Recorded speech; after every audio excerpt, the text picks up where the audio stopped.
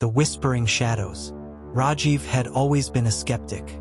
Ghosts, spirits, and supernatural entities were nothing more than exaggerated folklore to him. But all of that changed one fateful night when he had to stay alone in his grandmother's old mansion on the outskirts of Bengaluru. The mansion, a relic of colonial times, stood eerily silent amidst thick, gnarled trees. The moment Rajiv stepped inside, an unnatural stillness gripped the air. The wooden floorboards creaked under his weight, and the massive chandelier above swayed slightly, though there was no breeze. Dismissing it as his imagination, he settled into one of the antique armchairs, scrolling through his phone. 10:47 p.m.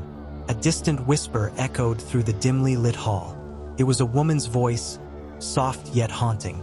Rajiv's spine stiffened. "Just the wind," he muttered. But there was no wind. The windows were shut. Ignoring the unease creeping into his chest, he decided to check the house. Each step he took felt heavier, as if something unseen was weighing him down. As he approached the old study room, he noticed something odd. His grandmother's rocking chair was moving by itself. A chill ran down his spine.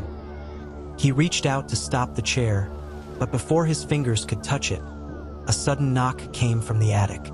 Thud, thud, thud. 3 rhythmic knocks. Rajiv's breath hitched. He glanced at his phone. 11:03 p.m.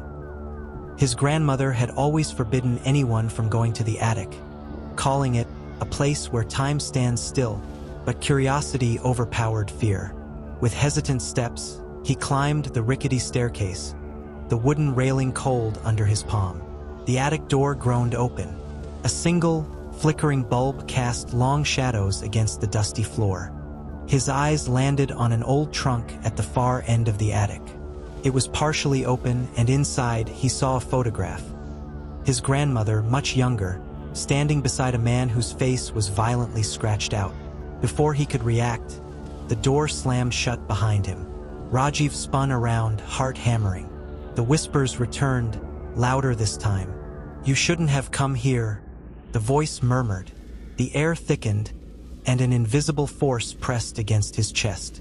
Desperately, he lunged at the door, yanking it open. As he stumbled out, he caught a glimpse of a figure in the attic's mirror.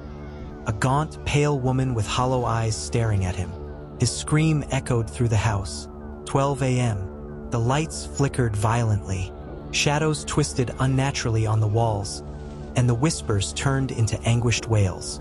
Rajiv bolted down the stairs, but the living room was no longer as he had left it. The walls were peeling, the furniture was rotting, and the air smelled of decay. His phone vibrated in his pocket. He fumbled to check it. A message flashed across the screen. "Leave. Now." He didn't need to be told twice.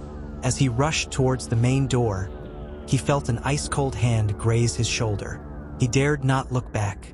With all his strength, he pushed open the heavy doors and ran into the night, the mansion looming behind him, its windows glowing eerily. The next morning, Rajiv returned with his uncle and a priest. The house was empty, untouched, as if nothing had happened. But when they checked the attic, the photograph was still there, this time with Rajiv's face scratched out. And beneath it, written in blood-red letters, "You belong to us now,